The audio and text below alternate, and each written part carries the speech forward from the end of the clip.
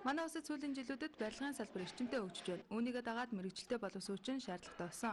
Нэг үе хүн болгон дээд мэрэгжил эзэмшин ширээний ард суух ажил мэрэгжил сонгож байсан. Харин мэрэгчлэлтэй боловсруучийн дээд мэрэгчлүүдээс илүү цалин хөлс авдаг болсноор иргэдийн мэрэгжил сонголт өөрчлөгдөж ирсэн. Өнөөдрийн байдлаар улсын хэмжээнд төрийн болон хувийн 71 мэрэгжил сургалт үйлдвэрлэлийн төв ажиллаж байна. Дээрх сургалтын төвд 48134 оюутан суралцж байгаагаас төгсөх ангид 22080 оюутан суралцдаг.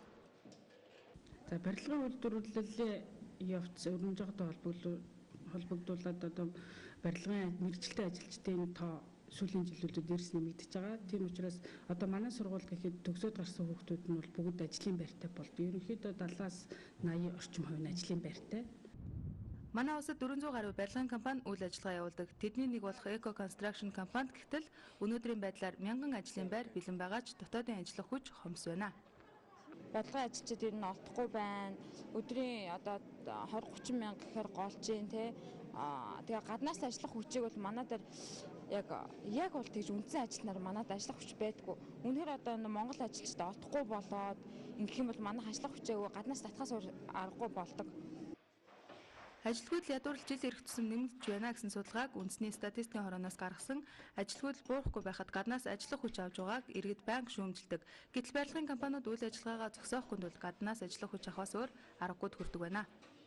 Барилгын салбарт ажиллаж байгаа ажилтны хувьд гэвэл яг мэрэгжилтэй боловсруучны хүрэлцээ хангалт бол муу байдаг. Ялангуяа нөгөө зуны үйлдвэрлэлд барилгын ажил эхэлж байгаа үед бол энэ дотоодын ажиллах хүчин бол одоо энэ барилгын ажлыг хийж бол дийлхэргүй хэмжээний их ажлууд гардаг. Тийм учраас гаднаас тэр бүгд амьд хятад ард улс Солонгосоос ажиллах хүч авч юм ажиллуулж байна. Солонгосын нэг 50 хүн байгаа. Гэрээ тэд нар бол хариуцсан нэг хүн ажилладаг бид нар бол нэг хүнтэй гэрээгээд цаанаа бол 50 хүн ажилладаг гэсэн тоотой байгаа.